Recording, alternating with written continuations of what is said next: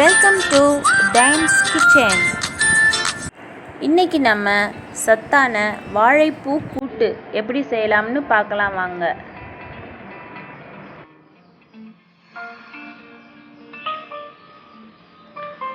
வாழைப்பூ கூட்டுக்கு ஃபஸ்ட்டு நம்ம தண்ணி ஊற்றிக்கலாம்.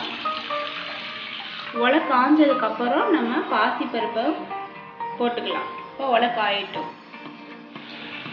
உலை இப்போ ரெடி ஆயிடுச்சு. இப்போ நம்ம பாசிப்பருப்பை போட்டுக்கலாம். பாருங்க, நல்லா வாஷ் பண்ணிட்டு அப்புறம் தான் நம்ம போடணும்.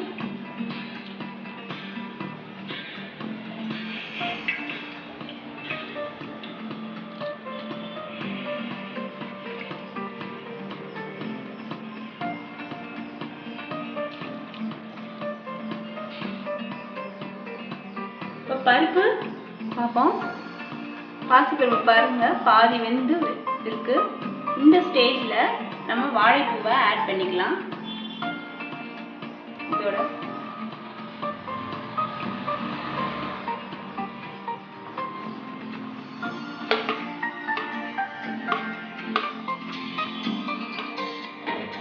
ஆட் பண்ணி இதை நல்லா கிண்டி விட்டுருவோம்.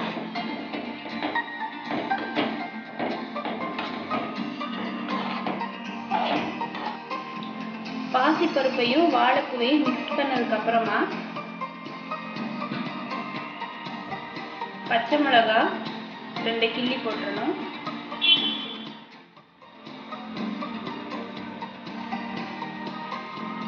அதோட நம்ம தேவைக்கேற்ற அளவு உப்பு சேர்த்துக்கிறணும். லைட்டாக சேர்த்துக்கலாம். கம்மியாக இருந்தாலும் பரவாயில்ல, கூட இருக்கக்கூடாது.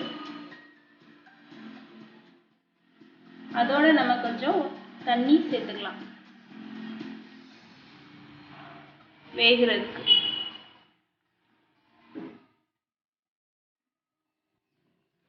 இப்போ இந்த கூட்டு நல்லா வெந்து வந்திருக்கு.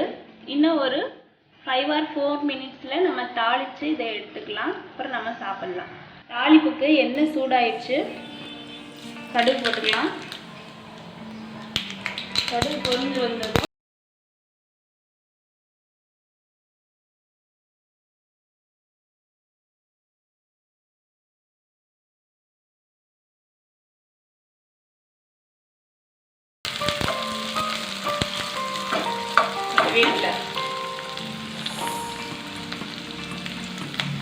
தாளிப்பை கூட்டோட சேர்த்தாச்சு.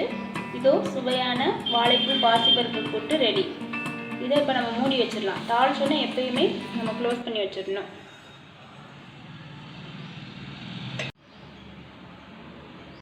இந்த கூட்டை வாரத்துக்கு 2 முறை நம்ம சாப்பிட்லாம். வாழைப்பூ கர்ப்பப்பை சம்பந்தமான பிரச்சனைகளை குணமாக்கும். பாசிப்பருப்பு தோல் சம்பந்தமான பிரச்சனைகளை குணமாக்கும். பெண் குழந்தைகளுக்கு கட்டாயமான முறையில் வாரத்துக்கு ஒரு தடவையாவது நம்ம வாழைப்பூ கூட்டு செஞ்சு கொடுக்கலாம். இந்த வாழைப்பூ கூட்டு பிடிக்காதவங்க வாழைப்பூ வடையாக செஞ்சு கொடுக்கலாம். அதை நம்ம டிஸ்கிரிப்ஷன் பாக்ஸில் கொடுத்துருக்கோம், பார்த்து நீங்கள் செஞ்சுக்கலாம். இந்த ரெசிபி உங்களுக்கு பிடிச்சிருந்துச்சுன்னா வீடியோவை லைக் பண்ணுங்கள், ஷேர் பண்ணுங்கள். மறக்காமல் டைன்ஸ் கிச்சன் சேனலை சப்ஸ்கிரைப் பண்ணுங்கள். தேங்க்யூ.